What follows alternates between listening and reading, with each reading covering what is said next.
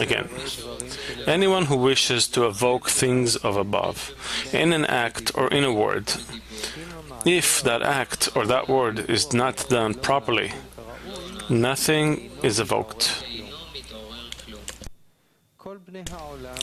All the people in the world go to the assembly house to evoke a matter above, but few are the ones who know how to evoke. The Creator is near to all those who know how to call Him and to evoke a matter properly. But if they do not know how to call upon Him, He is not close. As it is written, the Lord is near to all those who call upon Him.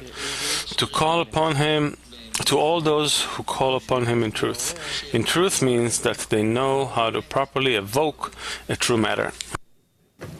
What do we lack in order to turn to the Creator and demand of Him that with our request, our demand, our prayer, our address, if it is true, then immediately we get help.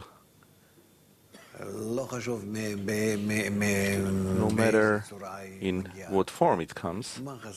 So what are we lacking in order to turn to Him correctly?